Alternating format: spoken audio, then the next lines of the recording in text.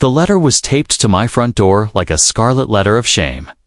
I remember the way the paper flapped in the wind, bright red HOA logo at the top. It's the kind of thing that makes your stomach sink before you even read the first line. It was one of those official notices with bold lettering that made it look like I had broken some sacred law. But all it said was simple. I had 10 days to remove the 2 rocking chairs from my porch, or face fines of $100 a day. Rocking chairs, not a broken-down car on cinder blocks, not a pile of trash, not even a political sign. Just 2 old wooden rocking chairs that had been on that porch for longer than most of the HOA board members had lived in the neighborhood. They weren't just furniture to me. They were my grandfather's chairs, the same ones I used to sit in as a boy, rocking next to him on summer evenings while he told stories about his time working at the mill. The chairs had weathered storms, blistering summers, and countless family gatherings. They were as much a part of that house as the front door. So when I read the letter, my first reaction was disbelief. Surely this was a mistake. Surely someone on the board had mixed up addresses or confused my porch with another. But no, the letter listed my name, my house, my porch, and my chairs. According to the HOA, they violated aesthetic uniformity standards. The president of the HOA, a woman named Denise, had been gunning for me ever since she moved in 3 years ago. She was the kind of neighbor who measured grass with a ruler and carried a clipboard like it was an extension of her body. If your trash can lid didn't fully close, she wrote you up. If you left your car parked on the street overnight, she called the towing company. She thrived on control, and to her, my weathered rocking chairs must have looked like an act of defiance. That night, I sat in one of the chairs, rocking slowly, letter in hand, as the sun dipped below the horizon. The wood creaked the way it always did, a familiar song that reminded me of home, of roots, of history.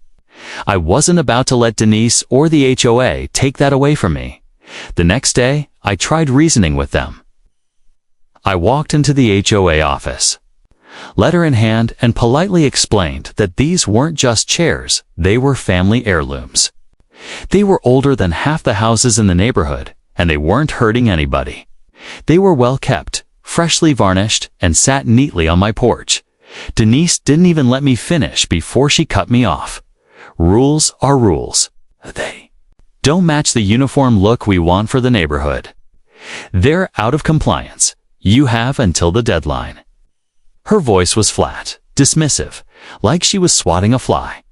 I asked if there was an appeal process, some kind of compromise. She smirked and said, "You can always bring it up at the next board meeting, but don't get your hopes up." Walking out of that office, I felt a fire building in my chest.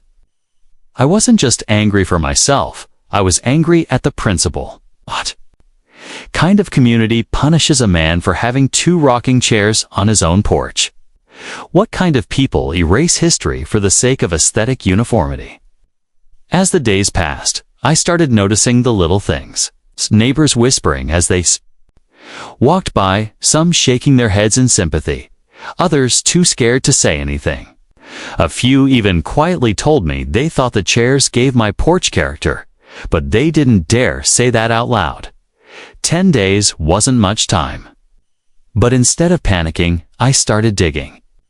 I wanted to know exactly what authority the HOA had over my property. Canned as I poured through county records, zoning maps, and old property documents late into the night, I stumbled across something that made me sit up straight. It turned out my house wasn't just any house. It was listed as part of a registered historic district, thanks to its age and its original design that had remained intact for over a century. That meant certain features like the porch, and yes, even the rocking chairs could be considered historically significant. And the kicker: the HOA had no legal authority to override historic preservation rules. Suddenly, I realized this wasn't going to be a fight I had to lose. If I played this right, those chairs wouldn't just stay, they'd be untouchable. And Denise, with her clipboard and smug smile, was about to get a history lesson she'd never forget. The day after discovering that my home sat within a registered historic district, I felt a sense of calm wash over me. The HOA might have had power over mailbox heights, paint colors, and trash can placement, but they weren't bigger than history. They weren't bigger than the law. Still, I wasn't about to tip my hand too early. If Denise thought I was scrambling to meet her deadline, I wanted her to believe that for as long as possible. It gave me time to gather more ammunition, so I spent the next few days on the phone calling the county's historical society. When I explained the situation to the gentleman on the other end, I could hear the disbelief in his voice. "They want you to remove rocking chairs," he repeated, as though the absurdity alone should have ended the conversation. "Yes," I said. "They claim they don't match the neighborhood's aesthetic." There was a pause, and then a chuckle. "Sir, your home and its porch are part of a designated historical overlay. That means any features that are original or consistent with the historic character are protected. Rocking chairs are practically a staple of front porch Americana. They're not just allowed, they're encouraged." That was all I needed to hear. The man promised to send me written confirmation, along with an official designation letter. He even asked if they could schedule a site visit to photograph the chairs for their records. I agreed instantly. Meanwhile, Denise wasn't letting up. On the 5th day, she marched up my walkway, clipboard in hand, and snapped photos of the chairs like she was documenting a crime scene. I watched from the porch, rocking gently, sipping my coffee. "You're not taking this seriously," she snapped. "Oh, I'm taking it very seriously," I replied calmly. "I just think you'll be surprised at how it turns out." Her eyes narrowed. She hated that I wasn't groveling, that I wasn't scrambling to hide the chairs before the fines hit. She loved control, and I was denying her the satisfaction by the 7th day. I received a letter from the Historical Society. It wasn't just confirmation, it was an official protection notice. My rocking chairs were now documented as part of the historic character of my property. The HOA had no say in the matter, but I wasn't satisfied with just protecting my chairs. No, Denise had made this personal. She had tried to erase my family's history and bully me into submission. Now it was my turn to put her in her place. I waited until the very next HOA board meeting. The room was packed, residents squeezed into folding chairs. Denise at the front table with her gavel and clipboard. The other board members looking half bored, half annoyed. When it came time for community concerns, I raised my hand. Denise looked down at me with that smug smirk, probably expecting me to beg for leniency. Instead, I walked to the front of the room, set a thick manila folder on the table, and looked her dead in the eye. "These," I said, pulling out the documents one by one, "are official records from the county's Historical Society. They confirm that my property falls under historic preservation guidelines. They also confirm that my porch rocking chairs are protected under that designation, which means your demand letter is not only unenforceably unlawful." The room went silent. All eyes darted between me and Denise. I wasn't done. In fact, the Historical Society will be conducting a site visit to document the chairs as part of their preservation records. So not only are they staying, they're now recognized by the county as historically significant. Any further attempt by this board to harass me over them could result in legal action for violating preservation statutes. Denise's face turned crimson. She opened her mouth to argue, but the other board members looked uneasy. One of them even leaned forward and whispered something to her, probably telling her to drop it before the HOA ended up in court. And just like that, her smugness evaporated. She banged her gavel and mumbled, "Noted, moving on." But I wasn't moving on. Not yet. Because what Denise didn't know was that the Historical Society's site visit wasn't just about documenting the chairs. It was about reviewing the entire property. And if what the man on the phone hinted at was true, my house might qualify for expanded protections that would override almost every HOA rule in existence. And if that happened, Denise wouldn't just lose her fight over my rocking chairs, she'd lose her grip over my entire property. The day the Historical Society came out to visit, the air in the neighborhood felt electric. Word had already spread that I'd stood up to Denise at the HOA meeting and that she'd been silenced in front of everyone. Neighbors who usually kept their heads down when HOA matters came up started stopping me on the street. "Good for you," one whispered as he walked his dog past my yard. "About time someone stood up to her," another neighbor muttered, giving me a discreet thumbs dash up. It was clear Denise had ruled through fear for too long, and people were hungry to see her finally taken down a notch.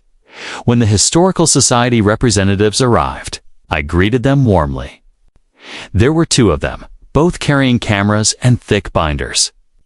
They introduced themselves as Mr. Dalton and Ms. Reyes, and immediately began taking detailed photos of the porch, the chairs, and the architectural details of the house. "These are original design elements," Ms. Reyes said, running her hand along one of the carved porch posts. "This property is a great example of early 20th century neighborhood architecture. Your rocking chairs actually enhance the authenticity. They're not just protected, they're exactly what we want to see." I couldn't help but grin. "Well, I guess the HOA disagrees." Mr. Dalton chuckled. "The HOA has no jurisdiction here. Preservation law trumps HOA guidelines every time." In fact, he flipped through his binder and then looked up at me. "This property may qualify for an extended designation. That would mean a formal historical marker and permanent exemption from HOA interference." That was the golden ticket. If my property was placed under extended protection, Denise wouldn't just lose the battle over the chairs, she'd lose every single ounce of power she thought she had over me as they worked. Denise herself stormed over, her heels clacking against the pavement. "Excuse me?" she barked. "Who authorized this inspection? You can't just go around taking photos of people's houses." Ms. Reyes didn't even blink. "We're from the county's Historical Society, ma'am. We're documenting this property as part of our preservation program. We're well within our rights." Denise's face twisted. "This is an HOA community. We have standards. Those ugly chairs violate the neighborhood aesthetic." Mr. Dalton slowly turned to face his expression a mixture of amusement and irritation. "Ma'am, these chairs are historically appropriate and now under review for extended protection. If anything, your attempts to have them removed could be seen as obstruction of preservation law. That carries fines. Heavy fines." You could almost see the blood drain from Denise's face. For once, she had nothing to say. She just spun on her heel and marched back down the sidewalk, muttering under her breath. That night, I sat on my porch rocking chair with a cool drink in hand, watching the sun dip below the rooftops. For the first time since this nonsense started, I felt truly at peace. But the victory wasn't just mine. The Historical Society reps had hinted that other homes in the neighborhood could also qualify for protection. If that happened, the HOA's entire grip on the community would weaken. And based on the whispers I'd been hearing from my neighbors, a lot of them were ready to take a stand too. What Denise didn't realize yet was that by trying to bully me, she might have sparked the very movement that would undo her power altogether. And I was more than ready to lead that charge. Denise didn't take her public humiliation lightly. Within a few days of the Historical Society visit, new letters started showing up in my mailbox, threats of fines for unrelated nonsense. One letter said my grass was half an inch too long. Another accused me of leaving unapproved garden ornaments in the front yard. She was referring to my bird feeder. And then came the kicker. A notice demanding I repaint my house because the color was not in keeping with HOA standards. It was laughable. My house had been painted the same shade of pale blue for over 20 years, long before Denise ever became president. It was part of the original look of the neighborhood, which the Historical Society had just praised. She was clearly retaliating, desperate to claw back control after being embarrassed in front of her own board. At first, I ignored the letters. But then I noticed a few of my neighbors getting them too. One man was told his basketball hoop had to be removed, even though it had been there for over a decade. Another family was suddenly being fined for parking their RV in the side yard. Rule that had never been enforced before. It became obvious Denise wasn't just targeting me anymore. She was lashing out at anyone she thought might be sympathetic to my cause. That backfired in spectacular fashion. One evening, my next-door neighbor, a retired schoolteacher named Mrs. Henson, knocked on my door. She held a stack of HOA letters. In her hand, her voice trembling with frustration. "She'll find me 3 times this week," she said. "I can't afford this nonsense anymore. I heard you've been talking to the Historical Society. Can they help us?" That was the moment I realized the tide was turning. I invited her to sit with me on the porch, poured her some iced tea, and explained everything: the legal protections, the potential for extended designation, and how the HOA's authority wasn't as absolute as they wanted us to believe. Word spread quickly. By the end of the week, I had a small gathering of neighbors sitting on my porch with me, all sharing stories of how Denise had overstepped her authority. People who had once been too scared to speak up were suddenly finding their voices. Meanwhile, Denise seemed to grow more desperate. She started driving through the neighborhood late at night, snapping photos of houses with her phone, no doubt looking for new violations. Residents saw her skulking around and started whispering about how unhinged she was becoming. The best part? The Historical Society had reached back out to me. They confirmed that my home was now under extended protection, which meant Denise and the HOA had no power over my property whatsoever. So one evening, I sat on my porch while Denise marched up my walkway, holding yet another violation notice. She slammed it against the railing, her face red with fury. "You think you've won, but you haven't," she hissed. "This community has standards. I will not let you destroy it with your tacky furniture and your circus of neighbors." Calmly leaned back in my rocking chair, holding up the official document from the Historical Society. "Denise, I'm afraid you don't have any say over my property anymore. In fact, if you keep harassing me, I might just have to file a complaint about you." The look on her face was priceless. For the first time, she realized the balance of power had shifted completely out of her hands. But I wasn't done yet. With the neighborhood starting to rally, and the Historical Society firmly on my side, I had the perfect opportunity to turn this small victory into something much bigger, something that could finally put an end to Denise's reign once and for all. Denise's grip on the neighborhood was slipping faster than she realized. After she stormed off my porch in defeat, the neighbors who had been quietly watching began to whisper. They saw her threats for what they were: empty. That week, I held a small gathering in my backyard. About 15 neighbors showed up, some with stacks of violation notices in hand. There was a collective sense of exhaustion, but also hope. For years, people had felt trapped under Denise's thumb.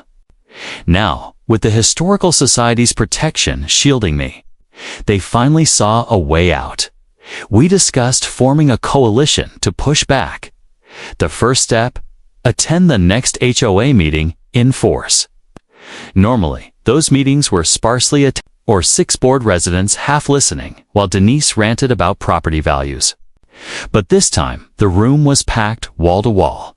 Denise strutted in with her usual smugness, clipboard in hand, clearly ready to steamroll the agenda. But when she saw the crowd, her face tightened. For the first time, she looked nervous. One by one, residents stood and told their stories. Mrs. Henson talked about being fined for a garden gnome. The family with the RV spoke about being targeted after 10 years of compliance. Another neighbor revealed Denise had even fined him for having too many wind chimes. Laughter broke out across the room. When it was my turn, I didn't hold back. I stood, pulled out the official letter from the Historical Society, and read it aloud for everyone to hear. The declaration was clear. My rocking chairs, my porch, my home all were protected by law. The HOA had no authority over it whatsoever, and if they tried to enforce these fake violations again, I said, holding the letter high, they'd be facing legal action not from me, but from the state. The room erupted in applause. Denise's face turned crimson.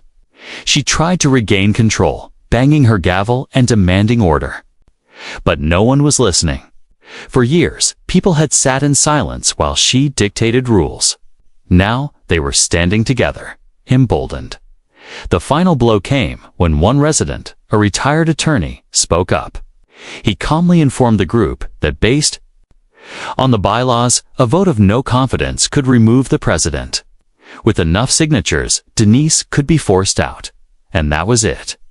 The next 2 weeks became a whirlwind of signatures, door-to-door conversations, and neighborly solidarity.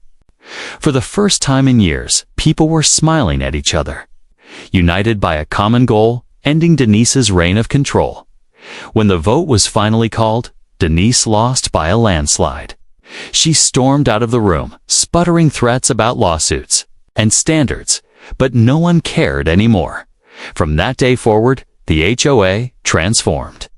Rules were fair, fines were rare, and neighbors actually felt like part of a community again. The atmosphere lightened. Kids played freely in the streets. Porches were decorated with rocking chairs, wind chimes, and flowers without fear of punishment.